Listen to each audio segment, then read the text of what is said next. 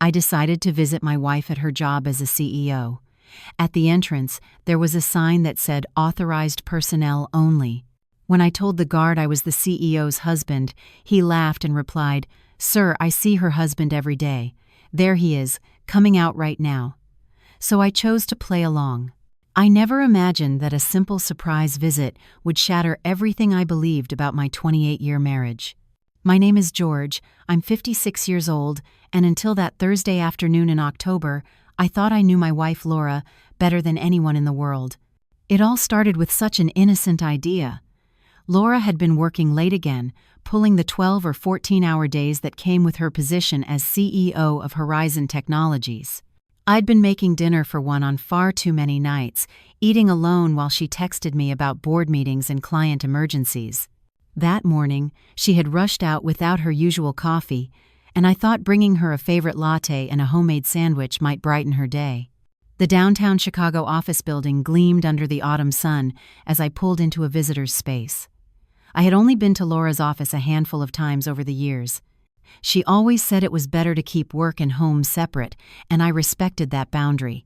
Maybe I respected too many boundaries. I walked through the glass doors, carrying the coffee and a brown paper bag, feeling strangely nervous. The lobby was all marble and chrome, the kind of intimidating corporate space that made me grateful for my quiet accounting practice. A security guard sat behind an imposing desk with a nameplate that read, "William." "Good afternoon," I said, approaching with what I hoped was a confident smile. "I'm here to see Laura Collins." "I'm her husband, George." William looked up from his screen, his expression shifting from professional courtesy to something I couldn't quite place. He tilted his head slightly, studying my face as if trying to solve a puzzle. "You said you're Mrs. Collins's husband?" His voice had a note of confusion that made my stomach tighten. "Yes, that's right. George Collins. I brought her lunch." I held up the bag, suddenly feeling foolish. William's expression changed completely. His eyebrows shot up, and then he did something that chilled my blood. He laughed, not a polite chuckle, but a genuine, bewildered laugh that echoed in the marble lobby. "Sir, I'm sorry, but I see Mrs. Collins's husband every day. He just stepped out about 10 minutes ago." William gestured toward the elevators matter-of-factly. "Oh, here he comes now." I turned, following his gaze, and saw a tall man in an expensive charcoal gray suit striding across the lobby. He was younger than me, maybe in his mid-42s, with that confident bearing that seemed to command any room he entered. His dark hair was perfectly coiffed, his shoes shined to a mirror-like finish. Everything about him screamed success and authority. The man greeted William with easy familiarity. "Afternoon, Will." Laura asked me to grab some files from the car. "No problem, Mr. Salazar. She's in her office." Frank Salazar. I knew the name from Laura's work stories, her vice president who had joined the company 3 years ago, the man she mentioned occasionally in passing, always in a professional context. Frank this, Frank that, always business. My hands went numb around the coffee cup. The brown bag crinkled as I clenched my fist involuntarily. Everything in me wanted to speak up, to correct this enormous misunderstanding, but my voice had completely deserted me. William was looking back and forth between Frank and me, genuine confusion on his face. "I'm sorry, sir, but are you sure you're Mrs. Collins's husband? Because Mr. Salazar here is married to her." The words hit me like physical blows. Is married to her. Present tense. Not was married, not claims to be married, but a simple, factual statement that shattered my reality. Frank had stopped mid-stride, drawn in by our conversation. When his eyes met mine, I saw something flicker across his face. Not guilt, not surprise, but recognition. He knew exactly who I was. Is there a problem here? Frank's voice was smooth, controlled, the voice of a man used to handling difficult situations. In that moment, something cold and calculating clicked in my mind. Every instinct screamed at me to explode, to demand answers, to create the scene this situation deserved. But a deeper wisdom, born from 28 years of reading people in my accounting practice, told me to play the game. "Oh, you must be Frank," I said, forcing my voice to sound steady. "Laura's mentioned you." "I'm George, a family friend." The lie tasted bitter, but it bought me time to think. I just came by to drop off some documents for Laura. Frank's shoulders relaxed slightly, but his eyes remained wary. Ah, yes, Laura's mentioned you as well. She had? What had she said? She's in meetings most of the afternoon, but I can make sure she gets what you brought. I handed him the coffee and the sandwich, my movements mechanical. Just tell her George stopped by. Of course. Frank's smile was perfectly professional, perfectly normal, as if we hadn't just had the most surreal conversation of my life. I walked back to my car in a daze, my legs moving without conscious direction. The October air felt sharp against my skin, but I barely noticed. Everything looked the same as it had when I arrived 30 minutes earlier, but my world had fundamentally changed. Sitting in the driver's seat, I stared at the office building through the windshield. 28 years of marriage. 28 years of sharing a bed, a home, dreams, fears, inside jokes that no one else understood. 28 years of believing I knew this woman completely. My phone buzzed with a text from Laura. Running late again tonight. Don't wait up. Love you. Love you. The words that once comforted me now felt like another lie in what was apparently a web of deceit to which I had been blind. How long had this been going on? How many times had Frank been introduced as her husband while I sat at home making dinner for one, believing her stories of late meetings and business dinners? I started the car and drove home through familiar streets that suddenly felt alien. Our house looked the same, the red brick colonial we'd bought when Laura made partner at her previous firm. The garden she'd insisted on planting in our second year there, the mailbox with both our names printed in careful script, all of it exactly as I had left it, except now I knew it was all built on lies. Inside, the silence felt different. It wasn't the comfortable quiet of a home waiting for its occupants.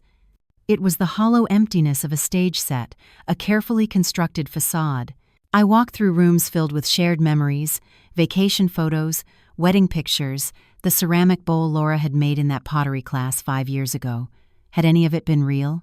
I made myself a cup of tea and sat at the kitchen table, staring into space.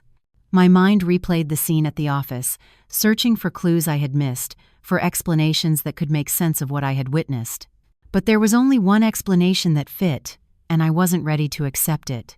The front door opened at 9:30 p.m., just as it had so many times before. Laura's heels clicked against the hardwood floor. Her keys jingled as she dropped them on the hall table. The normal sounds of a normal night, except nothing was normal anymore. George, I'm home. Her voice carried the warm weariness I had grown accustomed to over the years. She appeared in the kitchen doorway, looking every inch the successful CEO in her tailored navy blue suit. Her blonde hair was still perfectly styled, despite the long day. "How was your day?" I asked, the question automatic. She sighed, loosening her jacket. Exhausting. Back-to-back meetings all afternoon. "Did you eat?" I nodded, studying her face for any sign of deception, any hint that she knew about my visit to her office. There was nothing. Her expression was exactly as it always was, tired, distracted, but genuinely glad to see me. "I brought you coffee today," I said carefully. "To your office." Laura paused in the act of reaching for a glass. For a fraction of a second, something shifted in her expression. Then she smiled. "You did? I didn't get any coffee. I gave it to Frank to give to you." Another pause. So slight I might have imagined it. "Oh, Frank mentioned someone stopped by. I was in back-to-back meetings all afternoon, so I probably just missed it." She moved to the refrigerator, turning her back to me. "That was sweet of you to think of me." I watched her pour a glass of wine, noting how her hands remained perfectly steady. Either she was telling the truth, or she was the most skilled liar I had ever known. After 28 years of marriage, I was terrified to find out which one it was. The rest of the evening passed in a surreal pantomime of normalcy. We watched the news together, discussed plans for the weekend. We went through the same bedtime routine we had followed for decades. But underneath it all, a terrible new awareness throbbed like a second pulse. As Laura slept beside me, her breathing deep and peaceful, I stared at the ceiling and wondered how many other lies I had been living. How many times had she come home from spending the day as Frank's wife, only to slide seamlessly back into being mine? How long had I been sharing my life with someone who was living an entirely different one when I wasn't around? The numbers man in me started calculating. 3 years since Frank joined the company. How many late nights? How many business trips? How many times had she mentioned his name in passing, conditioning me to accept his presence in her professional life while he was occupying something far more personal? But the questions that tormented me most weren't about timelines or evidence. They were simpler and infinitely more devastating. Who was the woman sleeping next to me, and who had I been married to all these years? The next morning arrived with a cruel normality. Laura kissed my cheek before she left for work. The same quick kiss she had given me for years. She wore her favorite perfume, the one I had bought her for Christmas 2 years ago. Everything about her was familiar, comforting, exactly as it had always been, except now I knew I was kissing a stranger. I called my office and told my assistant I would be working from home. For the first time in my 15 years of practice, I couldn't bear the thought of discussing tax returns and quarterly reports. Instead, I sat at the kitchen table with a cup of coffee that grew cold while I stared at Laura's mug in the sink. She had used it this morning, just like always. Had she been thinking about Frank while she drank from it? At noon, I found myself doing something I had never done, going through Laura's things. Not in a frantic, desperate way, but with the methodical precision that had made me a successful accountant. I started with the obvious places: her home office, the desk where she sometimes worked in the evenings. The drawers revealed nothing suspicious. Work papers, company letterhead, business cards from clients I recognized from her stories. It was all exactly what it should be for a CEO who occasionally brought work home. But then I found something that made my stomach clench: a restaurant receipt from Le Ciel Bleu, the French place downtown, where we had celebrated our anniversary 3 years in a row. It was dated 6 weeks ago, for 2 people, for $168.50. I remembered that night clearly because Laura had told me she was having dinner with a potential client from Zurich who was in town for just that one evening. I stared at the receipt, my hands trembling slightly. The timestamp was 8:15 p.m. We had spoken on the phone that night, around 9:30. She had sounded relaxed, happy, describing her challenging but productive meeting with the client. I had been proud of her for landing what she described as a significant account. But this was not a business dinner receipt. There were no alcohol charges that would accompany client entertainment. There were no appetizers or desserts that Laura would order to impress a potential client, just 2 main courses and a bottle of wine, the kind of intimate dinner I thought was reserved for us. My phone rang, pulling me from my thoughts. Laura's name flashed on the screen. "Hey, honey," I answered, surprised at how normal my voice sounded. "Hi. Just wanted to check in. You seemed a little off this morning." Her voice carried genuine concern, the kind of caring attention that had made me fall in love with her 29 years ago. "Just tired," I said. "Didn't sleep well. Maybe you should take a real break today. You've been working so hard lately." The irony of her suggestion was not lost on me.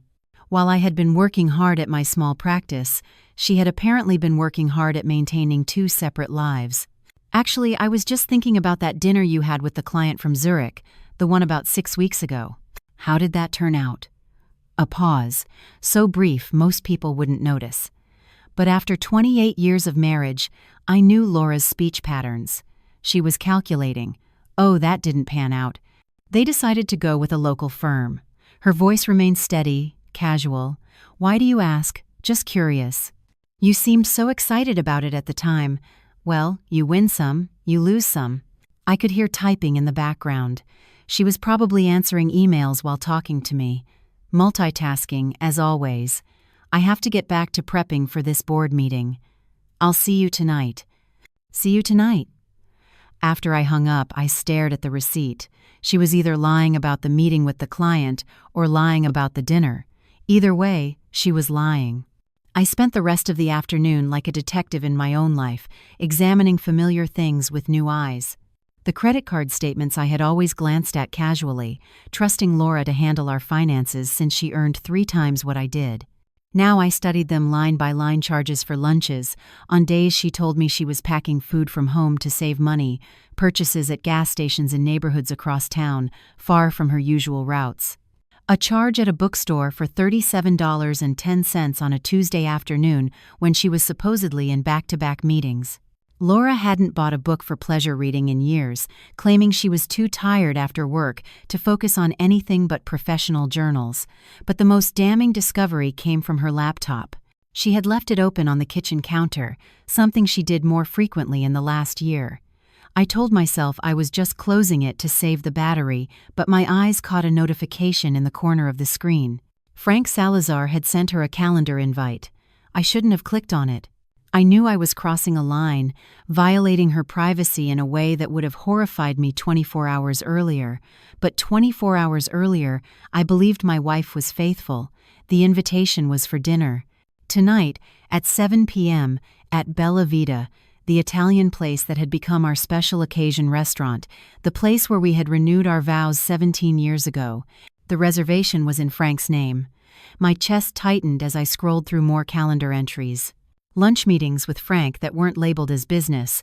Doctor's appointments Laura had never mentioned to me. A weekend spa retreat 3 months ago that she had told me was a conference for women executives. But the entries that made me nauseous were the recurring ones. Coffee with F every Tuesday morning at 8 a.m. Dinner plans every other Thursday. Weekend planning marked for this coming Saturday when Laura had told me she needed to work. I was looking at a parallel life, meticulously scheduled and carefully concealed. Frank wasn't just her work colleague or even her lover. Based on these entries, he was her primary relationship.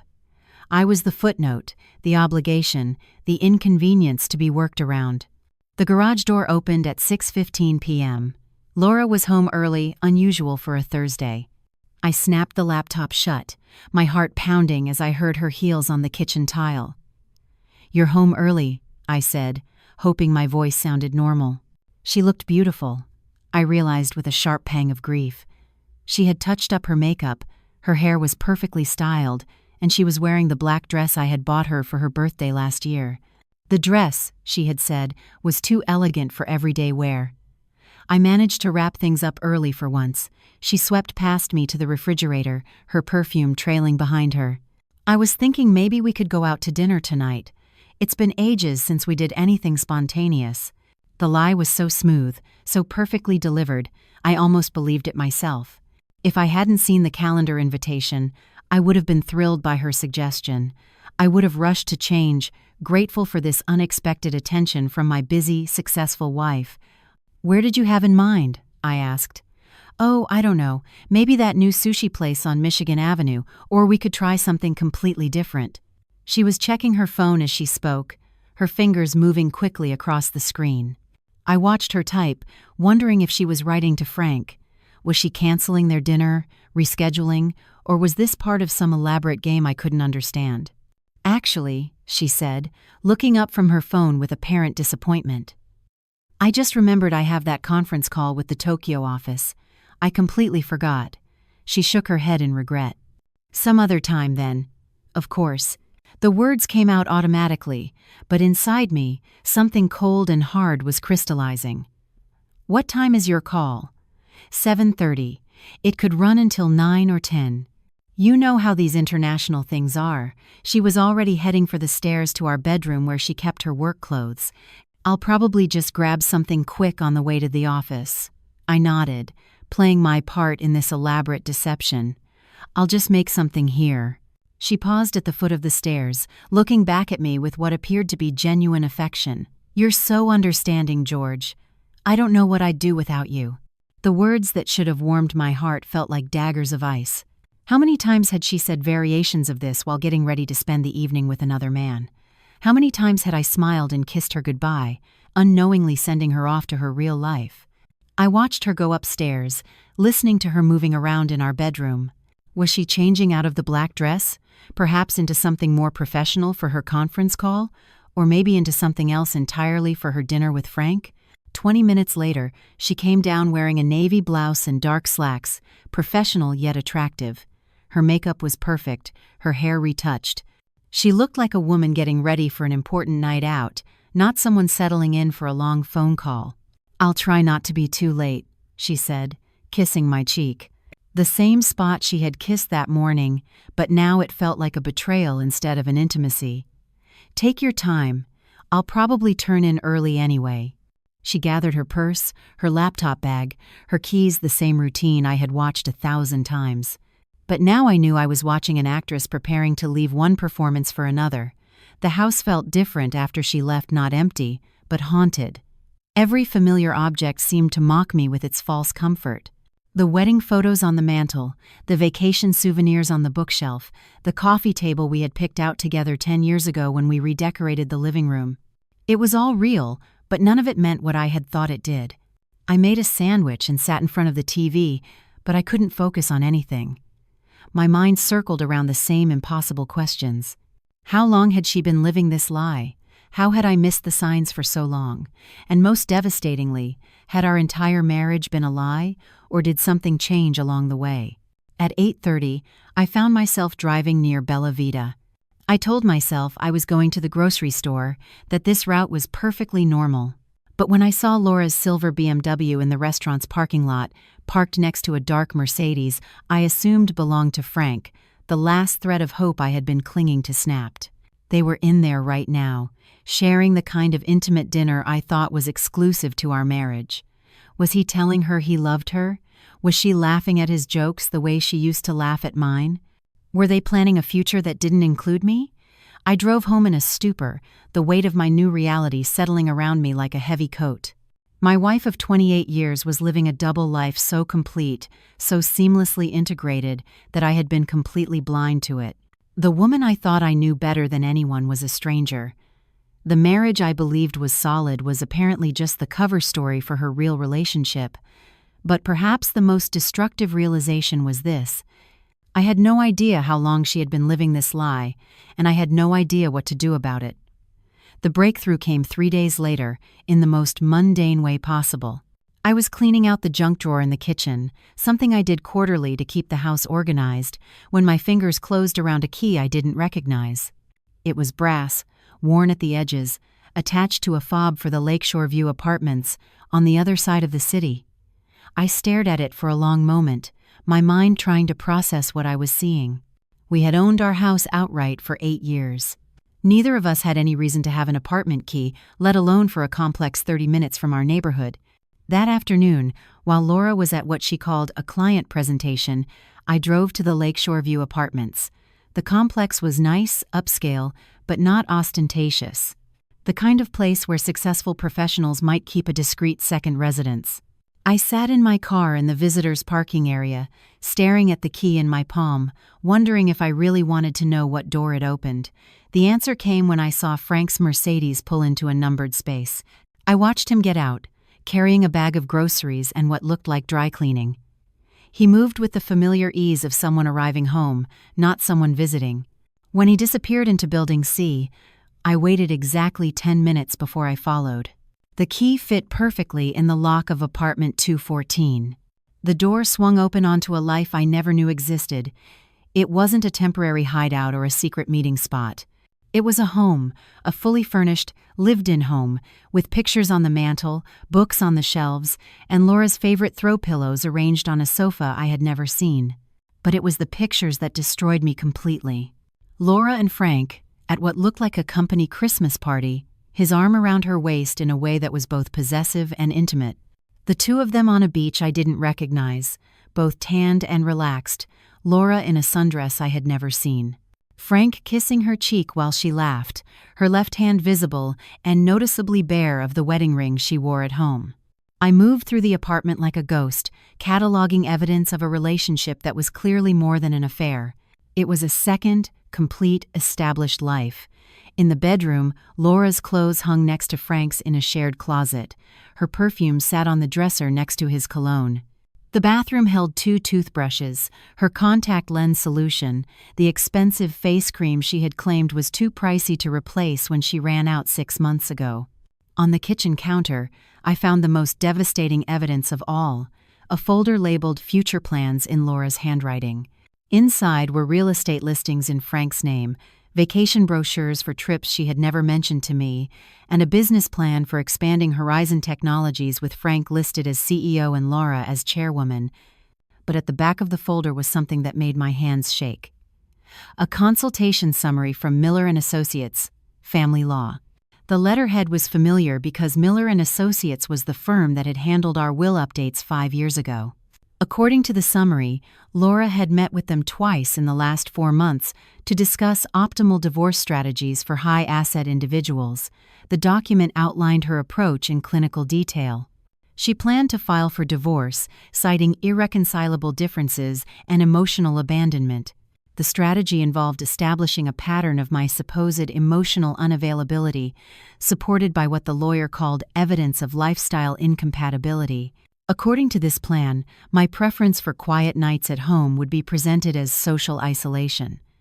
My satisfaction with my small accounting practice would be twisted into a lack of ambition. My contentment with our modest lifestyle would be reframed as an inability to support her professional growth. But the most chilling part was the timeline. Laura had been planning this divorce for at least 2 years, carefully documenting instances of what she called my withdrawn behavior. She had been crafting a narrative of our marriage that painted me as an inadequate husband who had gradually become emotionally inaccessible. The woman I had been living with, loving, trusting, had been systematically building a case against me while I remained completely oblivious. I sat on their sofa, surrounded by the evidence of their shared life, and tried to process the scale of the deception. This wasn't just an affair that got out of hand. It was a calculated replacement of one life with another. Frank hadn't just stolen my wife.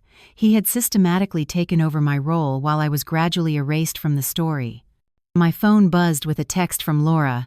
"Running late tonight. Don't wait up. Love you. Love you." The same words she had probably sent me from this very apartment. Maybe while Frank cooked dinner in their kitchen, or while they planned their next vacation together. How many times had she sent me loving messages while actively living an entirely different life? I photographed everything with my phone, my accountant's mind automatically creating the documentation I would need later, the pictures, the legal documents, the evidence of their shared residence. But as I worked, a strange calm settled over me. For 3 days, I had been tormented by uncertainty, by the gap between what I knew and what I suspected. Now I had answers. And while they were devastating, they were also clarifying. Laura hadn't just had an affair, she had conducted an elaborate, long-term plan to transition from one life to another, with me as the unwitting supporting character in my own replacement. The woman I had been married to for 28 years had spent the last several years meticulously erasing me from her future, while maintaining the facade of our marriage. When I got home, I found Laura's laptop open on the kitchen counter again. This time, I didn't hesitate. I opened her email and found correspondence that confirmed everything I had discovered at the apartment. Messages between Laura and Frank discussing when to make the transition. Communications with her lawyer about preparing George for the inevitable changes. Even emails to mutual friends, subtly setting them up for what she called some difficult decisions I need to make about my marriage. One email to her sister, Sarah, dated just 2 weeks ago, was particularly devastating. "George has been so distant lately. I think he's going through some kind of midlife crisis, but he won't talk about it. I'm trying to be patient, but I can't sacrifice my own happiness indefinitely. Frank thinks I should be considering all my options." Reading it, I realized that Laura hadn't just been living a double life, she had been actively rewriting the history of our marriage to justify her planned exit. Every quiet evening I spent reading while she worked on her laptop, every time I encouraged her to pursue her professional ambitions, even if it meant less time together, every instance of me being supportive rather than demanding had been twisted into evidence of my inadequacy as a husband. The cruelest part was recognizing how she had manipulated my own responses to support her narrative. When she started working later and traveling more, I was understanding. When she seemed stressed and distant, I gave her space. When she suggested we needed better communication, I agreed to couples counseling, never realizing she was mining it for material to use against me later. That night, Laura came home close to 11 p.m., apologizing for her late-night entertaining clients. She kissed my cheek and asked about my day, the same routine we had followed for years. But now I could see it for what it was, a performance designed to maintain the status quo until she was ready to execute her exit strategy. "How was the client dinner?" I asked, testing her reaction. "Productive, I think. We're trying to close this huge contract, and sometimes these things require extra relationship building." She moved around the kitchen with practiced ease, making herself a cup of tea. Frank was there too, of course, since he'll be managing the account if we get it. Frank was there too. Of course he was. I wondered if they had laughed about this conversation later, in their shared apartment, as they planned their shared future. "That's good," I said. "You and Frank work well together." Laura paused, her mug halfway to her lips. "We do. He really understands the business side of things." There was something in her voice, a warmth she used to reserve for talking about me. "He's been instrumental in some of our biggest wins lately." I nodded, playing my part in this elaborate charade. But inside, I was calculating how much time I had before she filed for divorce, how much more evidence she needed to support her strategy, how many more times I would kiss her goodnight while she was planning my replacement. As I lay in bed that night, listening to Laura's peaceful breathing beside me, I realized that the woman I had been married to for 28 years was essentially gone. In her place was someone who could maintain this level of deception with apparent ease, someone who could plot my emotional and financial destruction while accepting my love and support. But perhaps most devastating of all was the recognition that I had been living with a stranger for months, possibly years, without ever suspecting it. The Laura I thought I knew, the woman I had built my life around, had been gradually replaced by someone capable of this level of calculated betrayal. The question now wasn't whether my marriage was over. The question was whether it had ever truly existed at all. I chose Saturday morning for the confrontation. Laura was in our kitchen in the pale yellow robe I bought her 3 Christmases ago, sipping coffee from her favorite mug while she scrolled through her phone. It was the kind of peaceful domestic scene that had once filled me with contentment. Now it felt like watching a performance I could no longer pretend to believe in. "We need to talk," I said, placing the folder of evidence on the kitchen table between us. Laura looked up from her phone, her expression shifting from casual attention to sharp awareness as she saw the documents. Her coffee mug paused halfway to her lips, and for a moment, I saw something cross her face that might have been relief. "What's this about?" she asked, but her voice lacked the confusion it should have carried. She knew exactly what it was about. "I went to your apartment yesterday, the one at Lakeshore View." I sat down across from her, noticing how she straightened her shoulders, how her breathing became more controlled. I used the key from our junk drawer. Laura set her mug down with deliberate precision. When she looked at me again, the mask was gone. The loving wife, the concerned partner, the woman who had been apologizing for late nights and long meetings, had vanished. In her place was someone I barely recognized, someone whose eyes held a coolness I had never seen before. "I see." Her voice was calm, matter of fact. "How much do you know?" The question hit me like a physical blow. No denial, no confusion, not even anger. Just a practical inquiry into the extent of my discovery, as if we were discussing a business problem that needed to be managed. "Everything," I said. "The apartment, Frank, the divorce planning, the legal strategy, everything." Laura nodded slowly, her fingers drumming against the table in a rhythm I recognized from her board meetings. She was calculating, processing, deciding how to handle this unexpected development in her carefully orchestrated plan. "How long have you known?" she asked. "Since Thursday, when I visited your office and the security guard told me he sees your husband every day." I leaned forward, studying her face for any trace of the woman I thought I had married. He was referring to Frank. Something that might have been amusement flickered across Laura's features. Poor William. He's always been a bit of a talker. She reached for her coffee again, her movements unhurried. "I suppose this complicates things." "Complicates things?" I could hear my voice rising despite my efforts to stay calm. "Laura, we've been married for 28 years. You've been living with another man, planning to divorce me, and all you can say is that this complicates things." She sighed, a sound of mild irritation rather than distress. "George, let's not be dramatic. We both know this marriage has been over for years." "We both know?"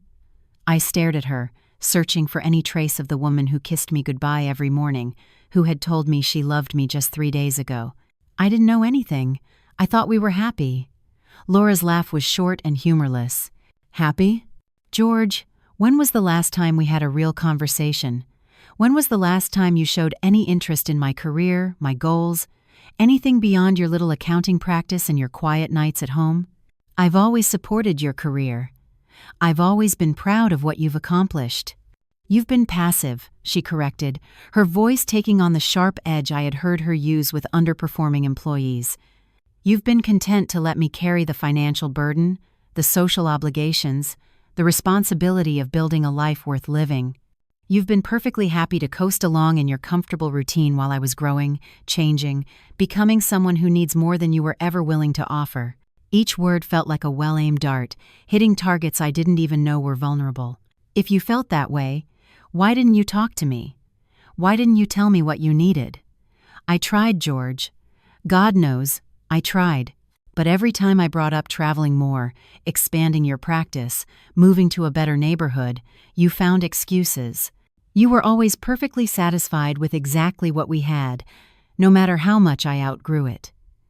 I thought back on our conversations over the years, trying to recall these attempts at communication she described. There had been discussions about travel that I thought were casual daydreaming, suggestions about moving that I assumed were idle speculation, comments about my practice that I interpreted as gentle ribbing rather than serious criticism. So you decided to replace me instead of working with me. Laura's expression softened slightly, but not with affection. It was the kind of gentle patience one would show a slow student.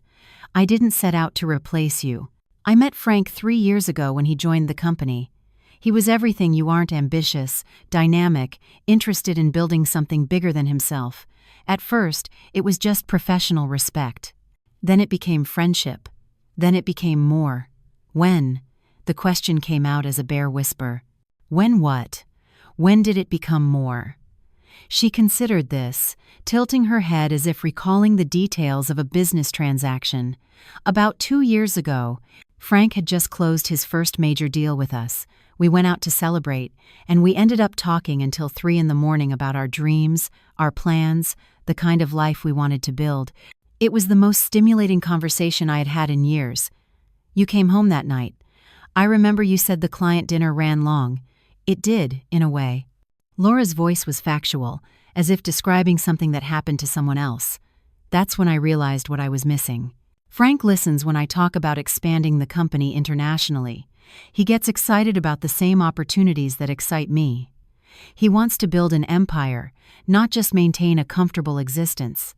And that justified lying to me for 2 years? For the first time, Laura showed a flicker of real emotion, but it wasn't guilt or sadness, it was irritation. I wasn't lying, George. I was protecting you from a reality you weren't ready to face. Our marriage was already over. You just didn't want to see it. Our marriage was over because you decided it was over, because you found someone who better matched your ambitions than I did. Our marriage was over because you stopped growing. Laura stood up, moving to the window with the fluid grace that had drawn me to her almost 30 years ago. I kept waiting for you to develop a passion for something, anything beyond your routine. But you never did. You're the same man at 56 that you were at 36. And I am not the same woman. I watched her profile against the morning light, recognizing the truth in her words, even as they devastated me. I had been content with our life in ways she apparently never was. I had found fulfillment in our quiet evenings, our modest successes, our steady routine. While she dreamed of bigger things, I had been grateful for what we had. So you and Frank have been planning to get rid of me. Laura turned back to me, her expression businesslike. We've been planning our future. The divorce was always going to be necessary, but we wanted to handle it in a way that was least disruptive for everyone involved. Least disruptive? I pulled out the legal consultation summary. You've been building a case against me for months. Emotional abandonment, lifestyle incompatibility. You've been documenting everything I do to use against me later. She had the grace to look slightly uncomfortable. That was legal advice, to protect us both. Divorces can get ugly if people aren't prepared. Protect us both? Laura, you've been systematically destroying my reputation with our friends, making me out to be an inadequate husband who drove you to find happiness elsewhere. I've been honest about the state of our marriage, she said defensively. If that makes you uncomfortable, maybe you should ask yourself why. The circular logic was dizzying. She had been unfaithful, deceitful, and manipulative, but somehow I was the one who needed to examine my behavior. "Do you love him?" I asked, surprising myself with the question. Laura's expression softened for the first time in our conversation, but not in a way that offered me any comfort. "Yes, I love Frank in a way I never loved you. He challenges me, he inspires me, he makes me want to be better than I am. With him, I feel like I'm living instead of just existing. And with me?" She looked at me for a long moment, her gaze neither cruel nor kind, just honest. "With you, I felt safe, comfortable, unchallenged. For a long time, I thought that was enough. But it's not, George. I want more than safety." I sat in silence, absorbing the weight of her words. 28 years of marriage, and the thing she had valued most about me was my ability to provide emotional security and comfort. What I saw as love and partnership, she experienced as stagnation and limitation. "What happens now?" I asked. Laura sat down again, her posture relaxing as we moved into practical territory. "Now we handle this like adults. I was going to file for divorce next month anyway. This just speeds up the timeline. Next month? Frank and I want to be married by Christmas. We've been planning a small ceremony, just immediate family." She paused, perhaps recognizing how that sounded. I was hoping we could make this transition as smooth as possible for everyone except me. "George, you'll be fine. You have your practice, your routines, your simple pleasures. You'll probably be happier without the pressure of trying to keep up with someone like me." The condescension in her voice was breathtaking. Even in the midst of revealing her complete betrayal, she positioned herself as the one doing me a favor by leaving, as if my contentment with our life had been a burden she had graciously carried all these years. "I trusted you," I said quietly. "I know, and I'm sorry it ended this way. But George, we both deserve to be with someone who truly understands us.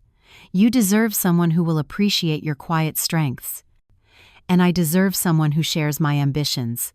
She was rewriting our entire marriage as a mutual mismatch rather than a betrayal, transforming her infidelity into a favor to us both. It was masterful in its own way, this ability to reframe a devastating deception as enlightened self-awareness. "When do you want me to move out?" I asked. Laura looked surprised. "You don't have to move out immediately. We can work out the details through our lawyers. I'm not heartless, George, not heartless. Just calculating, manipulative, and capable of maintaining an elaborate deception for years while planning my replacement. But not heartless." I stood up, feeling older than my 56 years. "I'll contact a lawyer on Monday." "George," she called out as I reached the kitchen door. When I turned, she looked almost like the woman I thought I had married. Almost. "I really am sorry it happened this way. I never wanted to hurt you." I studied her face, searching for any sign that she understood the magnitude of what she had done. But there was only mild regret, the kind of polite sorrow one might feel over a business decision that unfortunately affected others. "No," I said quietly. "You just wanted to replace me. The hurt was just collateral damage." As I walked upstairs to our bedroom, I could hear Laura on the phone, her voice animated in a way it hadn't been during our conversation. She was calling Frank, I realized, telling him the secret was out, that they could speed up their timeline, that the inconvenient husband had finally been handled. I sat on the edge of our bed, surrounded by the remnants of a life I thought was real. The woman downstairs was not the person I married. Or maybe she was, and I had just never seen her clearly. Either way, the George who had woken up that morning, believing in his marriage, was just as gone as the Laura who had once loved him. Tomorrow, I would start the process of untangling 28 years of a shared life. But tonight, I needed to mourn not just for my marriage, but for the man I had been when I still believed in it. On Monday morning, I sat across from David Miller, the same lawyer who had handled our will updates 5 years ago. The irony was not lost on me that Laura had consulted with his firm about divorcing me while I was now seeking his help to protect myself from her plans. "George, I have to tell you, this is one of the most calculated divorce strategies I've seen in 30 years of practice," David said, looking over the documents I had brought him. I nodded, watching him leaf through photographs of the apartment, copies of the legal consultation notes, and printouts of Laura's carefully documented evidence against me. What are my options? David leaned back in his leather chair, his expression thoughtful. Well, the good news is, her strategy relies on you being blindsided and uninformed. The fact that you discovered this before she filed for divorce changes everything. He tapped the consultation summary. She planned to paint you as emotionally unavailable and financially irresponsible, but we can counter that narrative. How? With facts. You've been the stable, supportive spouse for 28 years. You've never been unfaithful. You've supported her career advancement, and you've handled the joint finances responsibly. David smiled grimly. More importantly, you have evidence of her systematic deception and adultery, which matters even in a community property state. For the next 2 hours, David walked me through the reality of my situation. While our state followed community property rules, Laura's adultery and deception could impact the division of assets. More importantly, her documented plans to manipulate the divorce proceedings could seriously undermine her credibility in front of a judge. There's something else, I said, pulling out another folder I had prepared over the weekend. I've been doing a financial analysis. David raised an eyebrow as I spread spreadsheets and bank statements across his desk. This was where my accounting background became invaluable. While Laura had been busy documenting my supposed emotional failings, I had been quietly tracking our financial reality. Laura makes $450,000 a year as CEO, I explained. But our joint expenses have been running about $60,000 more than her salary for the last 3 years. I've been subsidizing her lifestyle without realizing it. David studied the numbers, his expression growing intent. How? My practice brings in about $120,000 annually. I've been putting $80,000 of that into our joint account, keeping only $40,000 for business expenses and personal needs. I thought I was being generous, allowing her to save more of her salary for our future. I pointed to a series of withdrawals from our savings account. But she's been drawing from our joint savings to maintain the apartment with Frank. The revelation was in the details. While I had been living modestly and contributing the majority of my income to our shared expenses, Laura had been using our joint resources to fund her separate life. The rent on the apartment, the dinners, the weekend trips I never took, the gifts she gave Frank, it had all been paid for with money I earned and contributed to what I believed was our shared future. This is fraud, David said bluntly. She's been using marital assets to fund an adulterous relationship while planning to divorce you. That's going to significantly impact how a judge views the division of assets. But I wasn't done. Over the weekend, I had done something that felt alien to my naturally trusting nature. I had investigated my own wife's business dealings. What I found shocked me even more than her personal betrayal. There's more, I said, pulling out another set of documents. Laura has been positioning Frank to take on more responsibilities at Horizon Technologies, but according to the corporate filings I found, she's been doing it in ways that violate her fiduciary duty to the company's board. David's eyes sharpened. Explain. Frank was hired as Vice President of Business Development 3 years ago, but Laura has been systematically transferring responsibilities to him that should require board approval. She's essentially been grooming him to replace her as CEO while she positions herself as chairwoman, but she has never presented this reorganization to the board officially. I had spent hours poring over publicly available corporate documents, cross-referencing them with the business plan I found in their apartment. Laura and Frank's vision for the company's future involved significant structural changes that would require shareholder approval, but according to the official records, these changes had never been properly presented or voted on.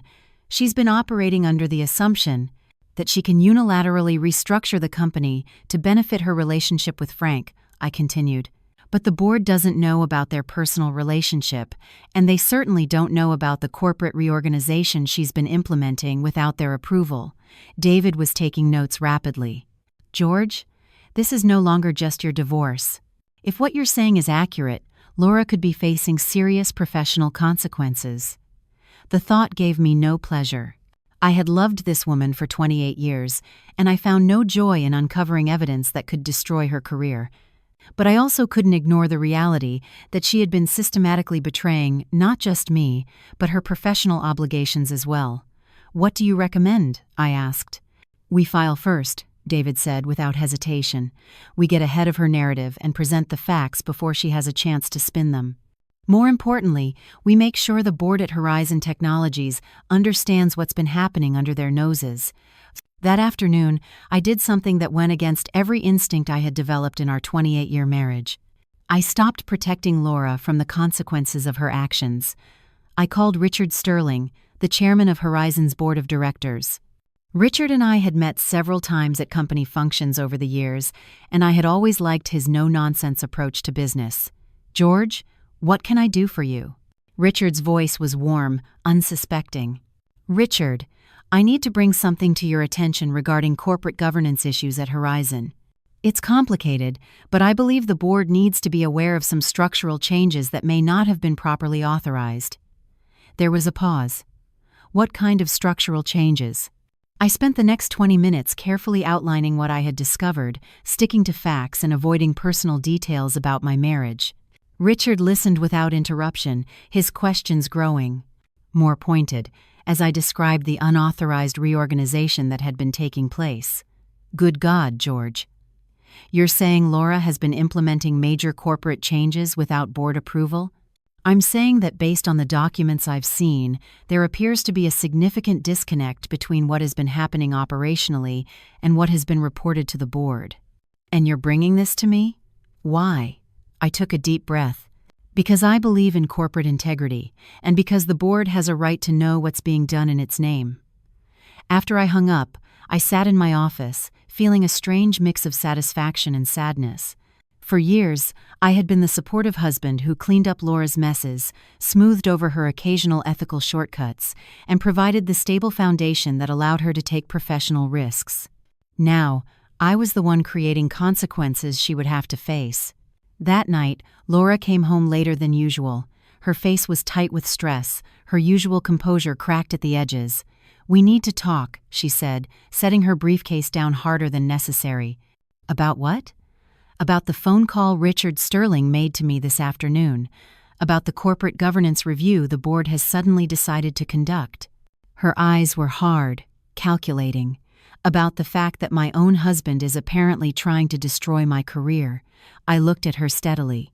I shared factual information about a corporate reorganization that appeared to lack proper authorization. Nothing more. "Don't play innocent with me, George. You knew exactly what you were doing." "Yes, I did. The same way you knew exactly what you were doing when you spent 2 years planning my replacement." Laura's composure finally broke. "This is different, and you know it. This affects my professional reputation, my ability to earn a living. Your affair with Frank affects that too. The board is going to find out eventually that you've been restructuring the company to benefit your personal relationship." I just gave them a head start. She stared at me for a long moment, and I could see her reevaluating everything she thought she knew about me. The passive, supportive husband who never challenged her decisions was gone. In his place was someone who understood the value of information and wasn't afraid to use it. "What do you want?" she asked finally. "I want you to stop treating me like I'm stupid," I said. "I want you to acknowledge that your actions have consequences beyond your own personal happiness. And I want you to understand that I am not going to quietly disappear just because it would be convenient for your new life plan." Laura sat down across from me, her posture defensive. "The board review will pass. There's nothing illegal about operational reorganization. Maybe not illegal, but unauthorized reorganization that benefits your romantic partner? That will be harder to explain, especially when the board realizes you never disclosed your relationship with Frank." I could see her working through the implications, her quick mind calculating the political and professional costs of her choices. For the first time since I discovered her betrayal, Laura looked genuinely worried. "What will it take to make this go away?" she asked. "It's not going to go away, Laura. You set this in motion when you decided to live a double life. Now we all have to deal with the fallout. You're destroying everything I've worked for." I shook my head. "You destroyed it yourself. I'm just refusing to help you cover it up anymore." That night, as Laura made phone calls behind closed doors and I could hear the stress in her voice, I realized something fundamental had shifted. For 28 years, I had been the one to adapt, to accommodate, to make space for her ambitions and choices. Now, for the first time, she was the one who had to adapt to consequences she couldn't control. It wasn't revenge, exactly. It was something quieter, but more powerful, the simple refusal to continue enabling someone who had been systematically betraying me. Laura had built her new life on the assumption that I would remain passive, predictable, manageable. She was about to find out just how wrong that assumption had been. The next morning, I filed for divorce. But more importantly, I stopped being the man who made Laura's life easier at the expense of his own dignity. After 56 years of believing that love meant endless accommodation, I was finally learning that sometimes love means knowing when to stop. 6 months later, I was standing in the kitchen of my new apartment, making coffee for one, and finding genuine peace in its simplicity. The morning sun streamed through windows I had chosen, in a space that was entirely my own, free from the weight of deception and false harmony that had defined my life for so long. The divorce had been finalized 3 weeks ago. Despite Laura's initial threats and manipulations, the evidence I had gathered had changed the entire dynamic of our settlement. Faced with documented proof of her adultery, financial deception, and professional misconduct, her lawyer had advised her to agree to a more equitable division of assets than she had originally planned. I kept the house, the one we had shared for 20 years, but which I had largely paid for with my contributions to our joint expenses. Laura kept her retirement accounts and half of our savings, minus the amount she had spent maintaining her secret life with Frank. It was fair in a way her original divorce strategy would never have been. But the real satisfaction came not from the financial settlement, but from watching Laura face the consequences of choices she thought she could make without accountability. The corporate governance review at Horizon Technologies had been thorough and devastating. While the board found nothing criminally actionable, they uncovered a pattern of unauthorized decision-making and undisclosed conflicts of interest that had seriously undermined Laura's credibility as a leader. Frank had been fired immediately once his relationship with Laura became known to the board. His position as vice president had been contingent on his professional judgment not being compromised by personal interests, and his romantic involvement with the CEO represented an irreconcilable conflict. Laura had managed to keep her job, but just barely. She was placed on probation. Her decision-making authority was significantly curtailed, and she was required to report to a new chief operating officer who essentially oversaw her every move. The woman who had built her identity around professional power and autonomy was now working under closer supervision than she had experienced since her first corporate job 20 years ago. Their apartment at Lakeshore View had been quietly terminated. Frank had moved back to Austin, taking a position at a smaller firm for considerably less money than he was making at Horizon. Laura had moved into a modest one-bedroom apartment closer to her office, a significant downgrade from the luxury she had grown accustomed to. I learned of these developments not through direct contact, but through the small network of mutual friends and professional acquaintances that inevitably carries news in a city like ours.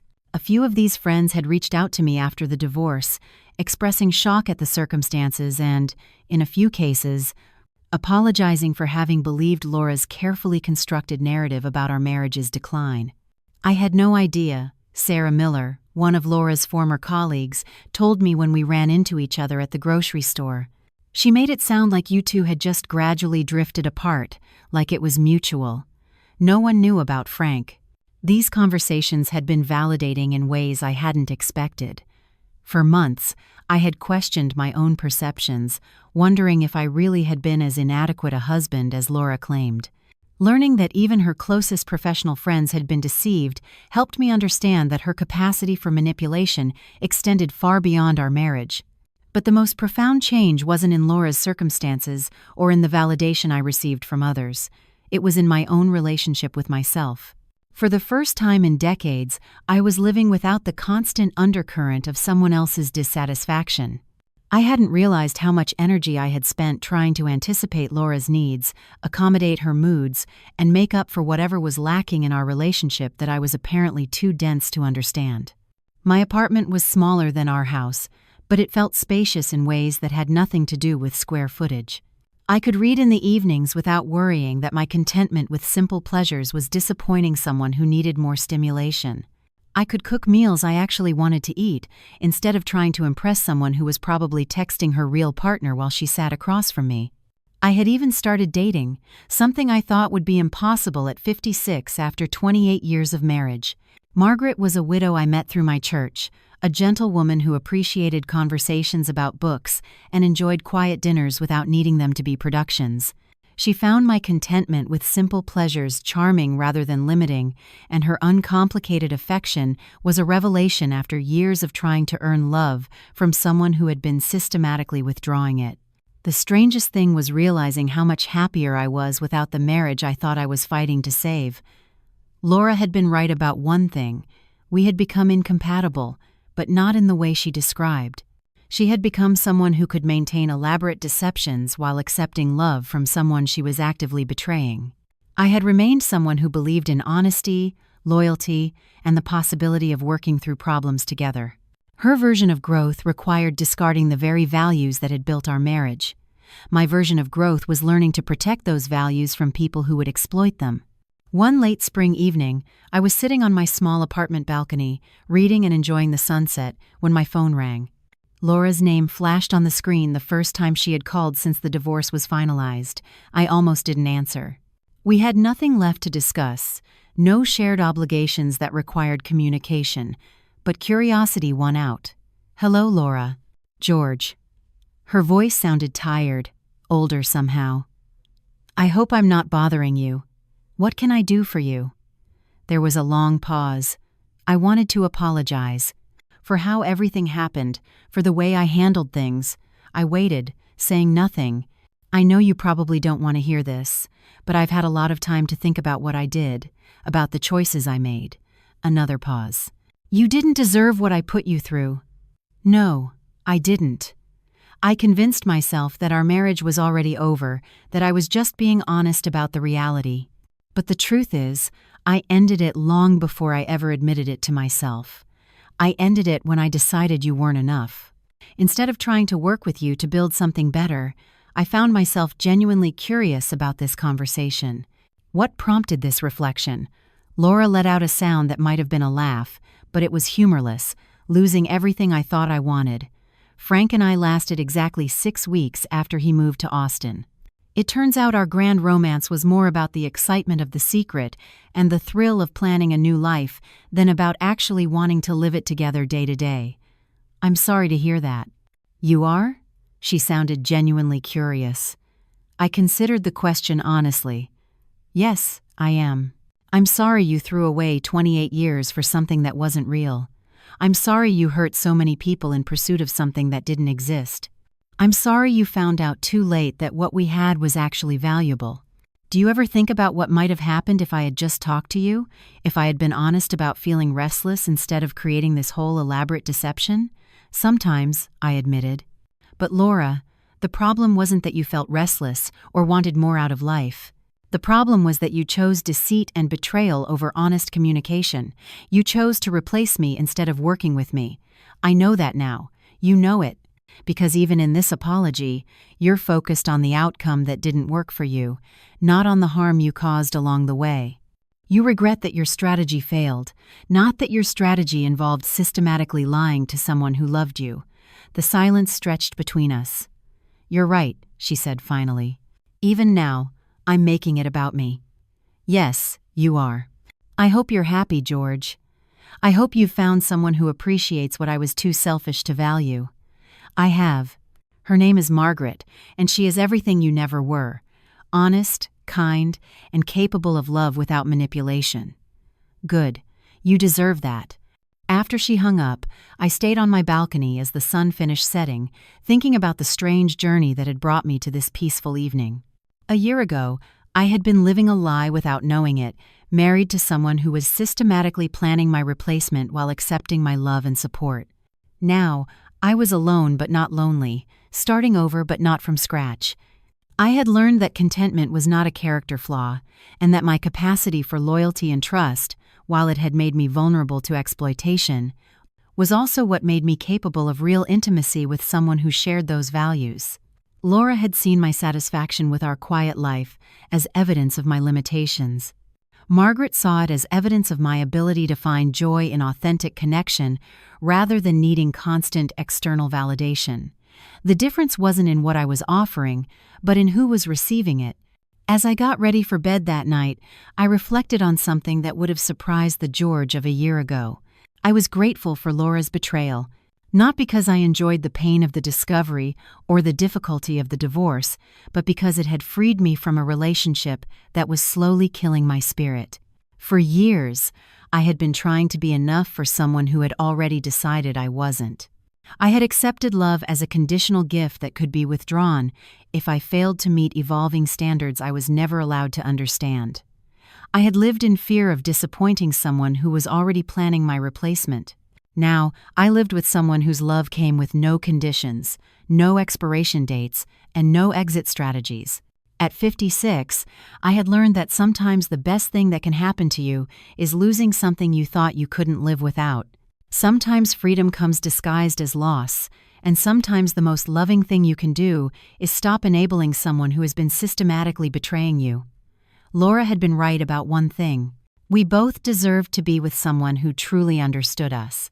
She deserved someone capable of the same level of deceit and manipulation as herself, and I deserved someone whose love came with no conditions, no expiration dates, and no exit strategies. As I turned out the lights in my small, honest apartment, I realized that for the first time in years, I was exactly where I belonged.